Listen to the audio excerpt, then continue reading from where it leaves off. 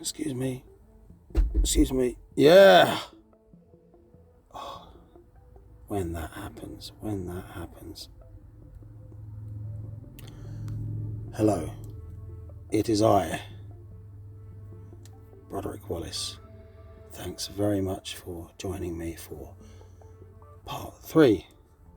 And part 1, the theme was Exodus to kick us off, and we will come back to that from different angles. And the next video, part 2, actually became corrupted, and I experienced difficulty with my headphones keep switching off, although I'm pretty sure that I charged them earlier and they're okay now. When I went to compress the file and tried to add background music, it wouldn't work. So I'm uploading part 2 now, which will be, it'll just be my voice. There won't be any music in the background like number 1. And the reason I'm saying this is because it's funny, because the subject matter, the atmosphere just changed, and things got weird. Going back to my notes, there definitely will be interviews on this channel in the future coming up, and you can take my word to the bank. Everything that I've ever talked about before on this channel, it has consolidated, it has happened. So if I say something, if I say this is what I'm going to do, it will happen. Hopefully my friend Lucius Movina will be the first guest. So that's all in the pipeline. Oh, right. So yeah, it was a funny installment, that part 2, wasn't it? Because it's like, I do well to get angry, but not often.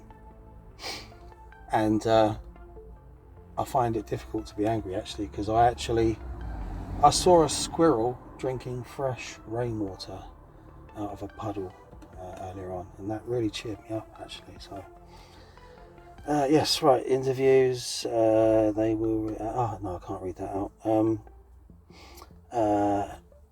Yes, that's Squiz, yep, we got that. The 3, right, the 3. I was talking about secrets. It's really important to, stress the point that I find it really difficult to navigate what I can and can't say, and trying to handle this very difficult situation in terms of being in the school, having a teacher that I respect, my fellow students that I respect, everything that's come before me, the amalgamation that's taking place, and the evolution. And naturally we do become more dignified, actually, more quiet, more stilled, as you would expect, bringing the fruits from meditation into daily life. But nonetheless, if one's eudaimonia includes a kind of mercurial communication, then this will, not only will this happen, but this will take on a kind of theatrical style. So there's been many times where it might seem, and no apologies here, I know when I cross the line, and I know it seems odd. You might even use the word egotistical at times, but at least in the recent future, never rude, I like to think. And those guys doing their research into the, whenever they, apply themselves to it, good luck to them. And good luck to everyone who is following their true will, if they are, because it's extremely difficult. So yeah, on to the subject of secrets. I hope this is recording. Let me check, because tonight's just been weird. Let me check the headphones a moment. Yep, the light is on on the headphones, and it's dark now. The sun has set, and yeah, it's a beautiful night, actually, in the Bluebell Hill surrounding area. I don't always frequent exactly the same location. I do move around a bit, but I don't come here all the time. It's just a place that I like to come, that I think of as home. But I get around all over the place as I operate my window cleaning business.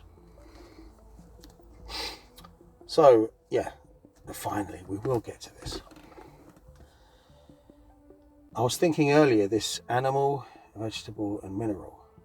There is a secret that concerns the animal kingdom. There is a secret that concerns the vegetable kingdom, two in fact. Now I would say the secret that concerns the mineral kingdom, I've pretty much laid that out, without specifically saying it. But I can't lay everything out. It's not proper. It's not proper. I'm not assuming that you care. Like I said, anyone's, free to turn this off, do what they want, unsub, whatever, if you don't enjoy it. I'm not doing it for entertainment, but I do want to see this channel grow, so I really appreciate your ears, your consideration. If you would share my channel, I would say be discerning about who you share it with. Let's keep it, like in the words of Gandalf, keep it secret, keep it safe, or whatever it was. Right.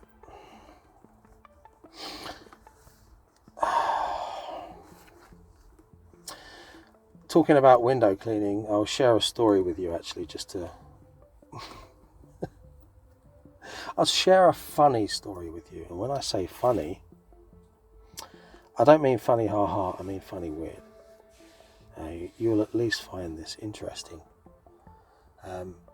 Turned up to to do a job, and there's all these like fish tanks outdoors set up around the conservatory and around the shed area, and they're all full of water, and I assumed, it's been raining, they just get filled up and they're not too bothered about it. I didn't take much notice, but I got chatting to the owner, and he said to me, I'm performing an experiment. So, so I sort of, jerked around, if you like, and he said, my pond, there's lots of tyres in the neighbouring sports centre or something, and when it rains, it washes the chemicals from the tyres into my pond, and it's killed all the fish in my pond and all the wildlife associated with my pond. I was like, oh man, that's really bad. I'm sorry to hear that. Obviously my heart sort of bleeding for the beauty of nature being destroyed by the folly of man. So I was on his side, and then he says to me, I'm poisoning these fish with different I'm experimenting with the chemicals from the tyres in order to prove that it was their fault, in order to obviously receive compensation or something. I was like, God, I just stumbled into this fishy death camp. It was God man, that is, so what I'm saying is there's always someone weirder than me, so don't worry. Did I say hello? Hello, it is I, Broderick Wallace, and I really wanted to use this photograph because I actually got stopped and questioned by the police whilst posing for that picture. So I definitely wanted to put that to good use. It has a certain charge now. It has a certain impact beyond the normal artistic considerations. And this is one thing anyone on the Hermetic path will know about the efforts that we have to make in terms of self-control. Now, being if I say I'm a little bit of an alpha male, I mean I respect hierarchy. So I respect competency, social norms. Of course, I know my place. But when people just show up and they just start talking down to you, I've always found that difficult. I know when to shut up. Don't get me wrong, but actually sometimes I haven't. But I've learned. You see, you can't. The fire that you need in order to push anything in life, There's always going to be positive and negative fire aspects, right? So we have to somehow transmute the negative fire aspects into positive attributes, if you like. But we need to keep the negative in reserve for when it's required.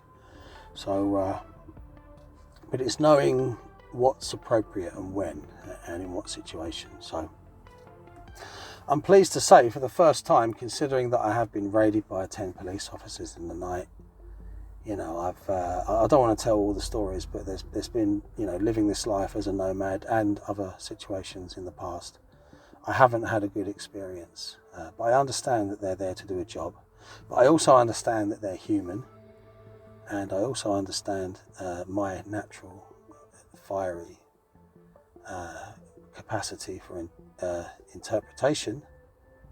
And if you're lucid, if you're defeating the mechanical aspect of the personality, if you're able to catch that before it snaps in, I'm pleased to say I was able to say, gentlemen, don't worry, I was just taking a photograph, I was just texting a friend or something like this. I said I park here a couple of nights a week. Actually, I visit the local gym, the local pub. 1 pint only, don't worry if I do drink, which I pretty much never do, to be honest, but I just thought it was a funny joke.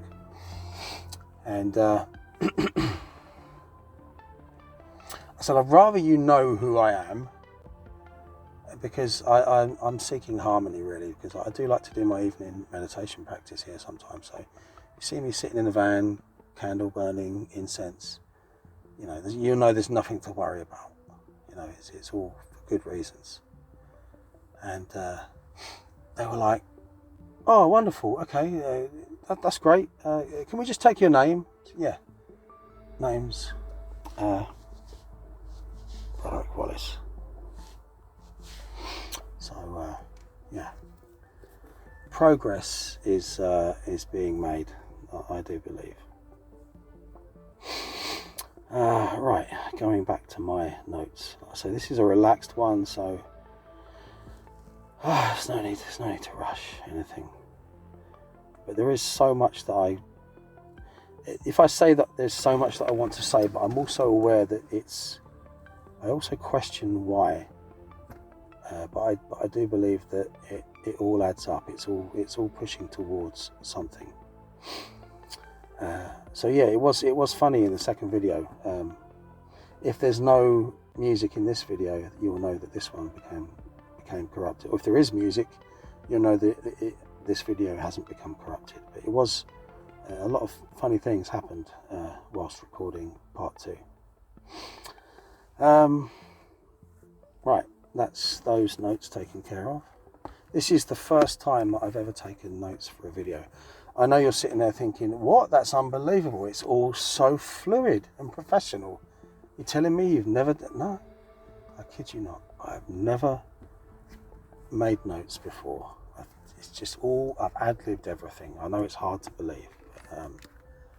But these notes are, you know, this is... we're talking about 30 seconds worth of notes here, so don't get too excited. Was it on the page? Consulting my magical diary. If you don't have one, why not? And please don't talk to me about digital spreadsheets. Again, the theatrical, the poetic expression actualized in reality. Do I need to drum this in? I will always drum this in subliminally. So always. It's the weird, right? You have to be. What's that word? I love this word. It's a participatory thing. Oneself and the weird. Right. So part 1. Talking about Exodus, Samuel. I want to make a correction, actually. Talking about the Yamabushi, I described them as hanging out in the woods, but it's the mountains. If we wanted to be really correct, I've never met them. I've never been there. You know, I'm just talking as, you know, a bit of a fanboy here, so I don't know much. You know, just being humble rightfully so.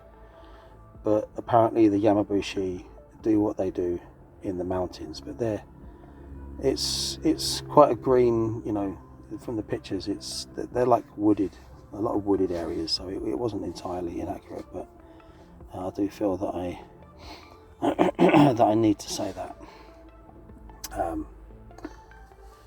What am I saying? You know what? I'm going to go back to the whole Samael thing, actually, for a moment. I really have enjoyed this band over the years. More so the after the black metal, the strictly black metal stuff, when they became, when the amalgamation took place, when Z moved from drums to keyboards, programming, percussion. When that took off, the first few albums, and recently as well, Lux Mundi is also fantastic, but not so keen on a couple of the others, but that's the way it goes. But I forgot to mention the classical aspect of this band is really very strong. And there is another album which is a solo project from the guy who writes all the music, Z, called Sedinum, which is also very beautiful. I really recommend that. Just get that in. And so Z writes all the music, and Vorf, formerly known as Vorfalak, writes all the lyrics. So Vorf's lyrics were very inspirational to me, very occult lyrics. It's the first time I came across words such as, on that very EP, the Exodus EP, Malkuth and Kether. I was like, what's this?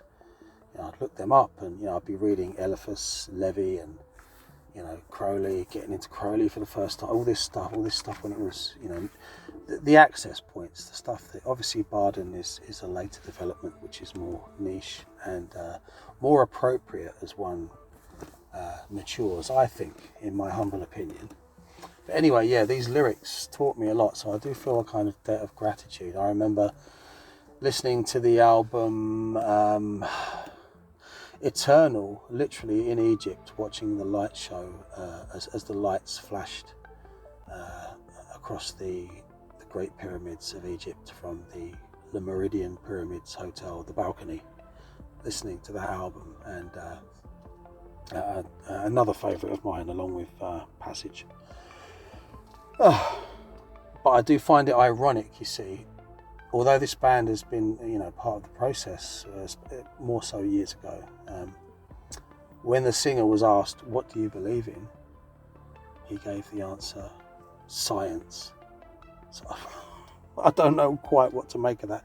I could make a stereotypical opinion to that statement, but I don't want to, because maybe he's being all cryptic again. Maybe he meant the holy science. Or maybe not. Maybe he's, sold out with the new atheists, and, he's, he believes that he's got a few years here, get snuffed out like a candle. That's it. You are, the links that you wove, which is also his lyrics actually. You shine from the light that you shed. See? Beautiful lyrics. An amazing lyricist, Forth. So I'm very thankful. Going back to my notes, what am I saying? Of course, what am I saying? I'm just going to take a few moments here to review my notes so I can try to put this into some kind of order. So we were talking about Exodus, and the reason I wanted to continue to make more parts is because I hadn't balanced things out. That first video, I like it, but it kind of pigeonholed everything. And I wouldn't say I created a false impression, but if you hadn't listened to other videos of mine, podcasts, whatever, it might create the false impression that I'm saying it's like one thing or the other. You can't leave hierarchy altogether. You can't leave civilization. No man is an island, or you can. Well, it's going to be really difficult. There are some extreme, exceptional circumstances. I mean, if you don't mind, basically probably never making love again, having awful teeth because you're not visiting a dentist. Growing your own food, that's hard work. I mean, anyone who pulls that off, that's got to be quite something. So again, everything comes down to balance. It's like, say for instance, I'm living in the van, this nomadic lifestyle, but obviously, I say that word a lot, obviously. It's funny, when you make podcasts, you notice all the things you say quite often, like, and things like that. So I say that quite a lot as well. So obviously I'm cleaning windows all day, So civilization, ancient and wicked hierarchy. It's not all bad, is it? If you completely dismantle the hierarchy, if you dismantle tradition, you're like I said, you're out in the desert or the woods or now the mountains. But where does your training come from? Where do you go when you need specialist knowledge that you haven't applied yourself to? Because you can't know everything. You can't be all things to all men. So I think this balance is quite a beautiful thing. That even though it's come from a lot of bad luck, it's been a wondrous opportunity. And don't get me wrong, it's tough sometimes. But as you've seen, I've got the best friends I could ever want.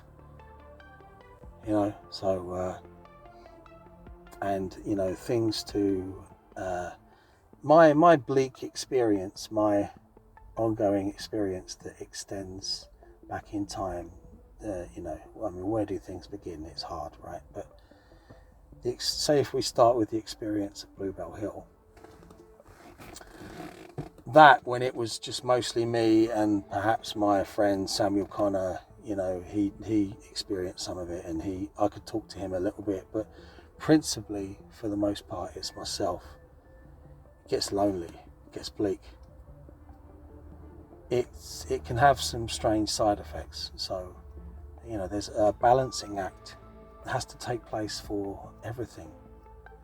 So this idea of tearing down tradition and starting again, if you want equality, then you eradicate, and this is why I'm so on board with Jordan Peterson. If you want equality, if you eradicate hierarchy, you eradicate competency.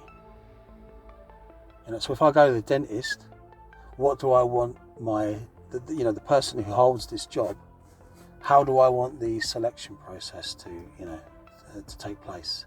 Maybe it's not the best example, but I think you know what I mean when I'm saying that. It needs to be based on competency.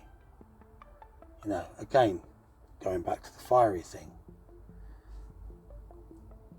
the respect for hierarchy, the respect for masters in particular fields, you defer. There's this attitude lately, this very modern attitude that you're walking along with, I don't know, all your tattoos and your funny rainbow coloured hair or whatever. No offence to anyone who's got rainbow coloured hair, go for it. I don't have choice in a hairstyle anymore, which I'm very grateful for, because there's nothing cooler than naturalness. I always knew that I'd be bald anyway. I foresaw this many years ago. So some of my greatest heroes are bald guys. So like they say, bald is beautiful. So the ladies love it, especially those lady boys. Anyway, sorry, my old self, get back in the box. Yeah, it's taking this hairstyle thing. If you want things to be new all the time, how many radical hairstyles do you need to go through in order to arrive at the conclusion that the hairstyles that most people tend to opt for, they work because they look nice and they attract a partner and they don't stick out too much. They're not needy, are they? They're not advertising, you know, I'm a walking disaster. If you're not, no offense to anyone with brightly coloured hair. I've got one foot in your camp as well, remember? I might be a guy who says have respect for tradition and hierarchy, but I'm also, at the same time, I have another foot in the camp that likes to subvert and be something different. I mean, the whole subject of my channel is different, but it's also based in hierarchy. See, this balance is something that I really want to stress. I wasn't saying one thing or the other. Everything is about balance. It's just so key. It's the stage that you go for before you enter the first gate in occultism, is the balancing process. Sorry, I just got distracted by probably a message or something there come up. God, I hope this is recording. I'm praying because of all the technical difficulties that I've experienced so far this evening. Whoever that was, you put me off. I bet it was you, Lucius Marvina. I'll find out later. Habit of yours. Yeah, so Vorf, invoking the power of the pharaohs. This comes into the idea of balance. This video that I made about the statues of ancient Egypt being meditation postures, I should have said really like maybe more yoga postures would have been the correct term, because their eyes are open. But who says you can't meditate with your eyes open? You know, nothing's going to line up completely accurately, is it? But in principle, I do believe this, and I'm going to coin something here. So I don't know if this has been, you know, there may be lots of things that I stumble upon that I've rediscovered, if you like. But to meditate in the Osiris posture, you know, with the classic, like, you know, pharaoh in the tomb, stood up with the feet together. You have to find balance with the feet together, and you have the arms crossed. This is Chesed and Gebura. This is the crook and the flail. This is righteous kingship and tyranny. This is this balancing process going on. You see, the pharaohs knew this. It's there, and I'm making this now.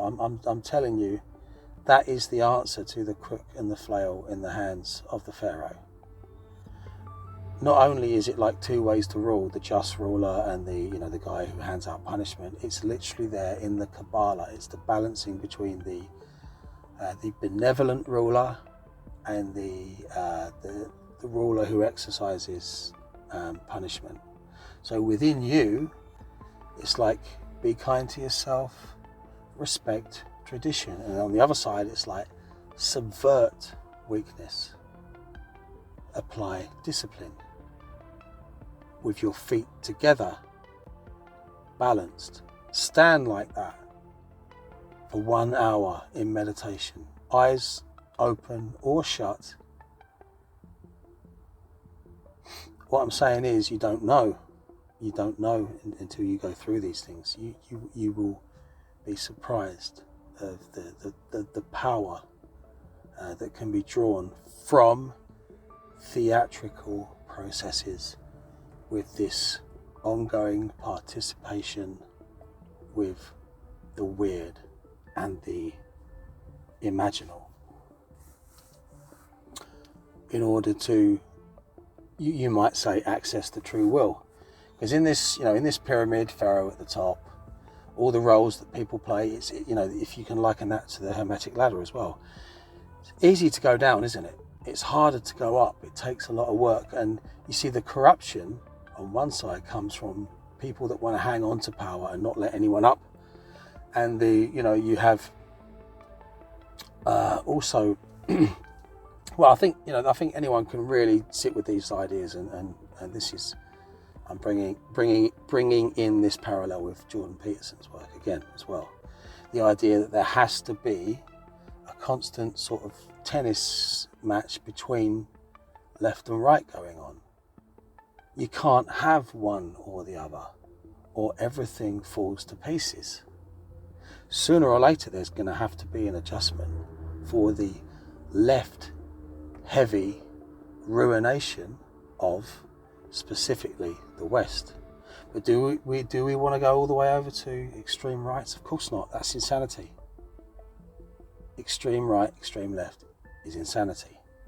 Balance is the sweet spot. It's where evolution takes place. It's where you're tight enough in order that things are happening, but loose enough in order to, stop everything seizing up, if you like. It's just obvious. It's intuitive. Everything is about balance. The central pillar, the world axis. Need I go on? Let me consult my notes again. And actually, I'm going to make you wait for a moment because I need to get in a dry throat. I sound even worse than I usually do right now. Just pour that out. Oh. I take a few moments to think, was there anything else? Because you know what it's like when you're creative, like you have, all of a sudden you just get attacked by a myriad of images and ideas all at once, and it's like there you go, now sort that out. And it's really stressful, I'll be honest, and it's always been like this. It's always been like this. So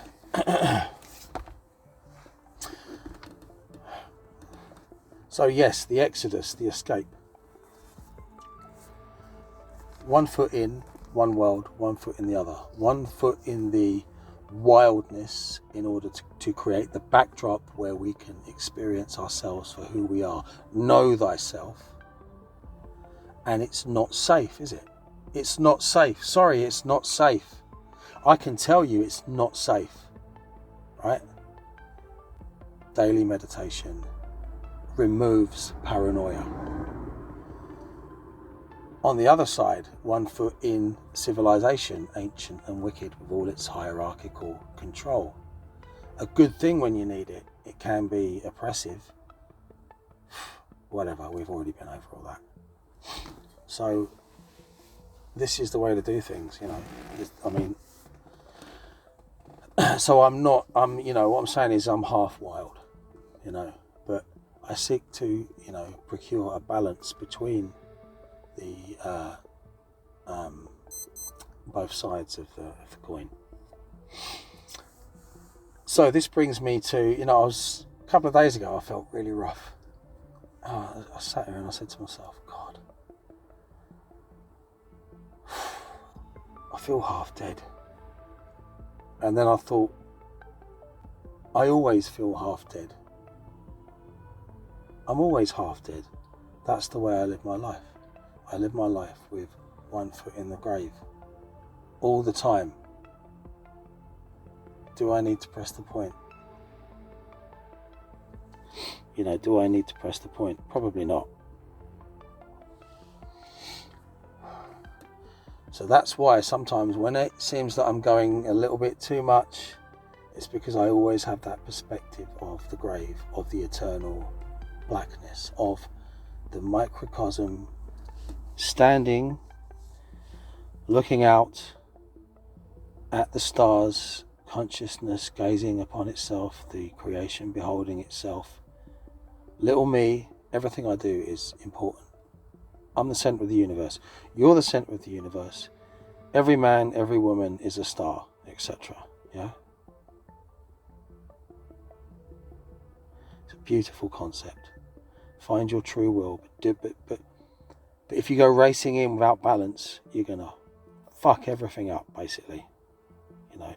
But getting back to this perspective, that perspective of the infinite bleakness and blackness of space, knowing that the human race will one day go extinct, knowing that the idea of the Star Trek future, it's like skipping through pictures on Instagram. When will you ever be satisfied? Do you need constant stimulation? Oh, there's another alien race. Oh, there's another planet. Oh, there's another extinct civilization. Oh, do a bit of time in the gym. Go to the holodeck. Make love. What's for lunch, Jim? Oh, we found a new alien civilization, but remember the protocol, you know, for the Prime Directive. Don't interfere. So I just get it on the screen. We'll look at the pictures. How you feeling? Great. What's next? Head towards the next star system. Let me know tomorrow what you find. Another alien civilization. It seems that they're very similar to us, Jim. These beings, they're very similar to us. They go through the process of birth, maturation, and death. And it seems that they have all these curiously antiquated ideas about the soul. That is the point. The point is to grow a soul, to die consciously, to live with one foot in the grave, to have that perspective, to prepare oneself for the great beyond, and this process of evolution that carries on. Some choose to become bodhisattvas. Others, perhaps those who indulged in filth their whole lives, go to realms of uncomfortable realms, or others who just were sleepy all the time. They just fizzle out into the great all, never really made an impact. It's hierarchical, Jim. It's not fair, is it? Oh, look at my video on fairness. It's just not fair. Sorry, but it just isn't fair. But it's your job as an hermeticist to bring about that fairness, to stop complaining, get off the pills, take up meditation. So what I'm saying is, look at the machines that the pharaohs built in order to explore the cosmos, bringing down, as above, so below, the stars to the earth. These machines that they built, these machines that connect with the origin, this science of the soul. Why is it that it don't matter how many pictures you flick through on Facebook or whatever, you just feel worse? Why is it that when you sit in silence, you make this sacrifice? This is another whole thing, this sacrifice. Why is it that everything gets better? This appreciation, one foot in the darkness, one foot in the light. Take time out, really think about what you're doing, be present. You know, I mean, I'm looking out now at the motorway and seeing the way people, I'm in the kind of the woods, but I'm just on the edge of the motorway, just looking at the way people drive. It's insane. What are they rushing towards? I gotta get home just so I can have my turkey Twizzlers, and then what? Watch EastEnders, and then what? Exactly. It's like Jim on his spaceship, isn't it? You know? Take a moment, look at the stars. One foot in the grave, half dead, realizing the eternal blackness and bleakness, this unfair and yet accessible system of evolution that takes place alchemically within the human system, the three-body system of body, soul being astral, and the meta soul, if you like, the spiritual body, which is not a body because it's beyond ideas of any kind of bodily form. It's a good map. It's a good map. It works. So, you know, talking about the internet and all that, I've actually found that in my meditations, I do sometimes, and sometimes in dreams or visions, I'm seeing Stanley Kubrick's monolith as the point of access. Basically, the mobile phone. If you watch Rob Ager, you'll get that reference. The control device, right? It wants to turn you into a farm animal. Just keep buying, keep looking at pictures. You'll find, you know, why do your eyes start to hurt? Why do you feel depressed? You know, obviously I'm not talking to everyone. I don't want to sound arrogant. Like people, we all know this, but sometimes it's nice to examine these ideas, isn't it? And the Hermetic practice is an extreme and weird, and perhaps in a way unnatural, but it does answer the question. I'm satisfied it answers the problem for me, and it provides that internal peace, which always has to be balanced with living in the real world, which is unfair. So there are moments where the ship gets, battered around. What's my quote that I have on my Facebook page? When the storm comes, tie yourself to the mast, the central pillar of your practice. My name's Broderick Wallace, and I wish you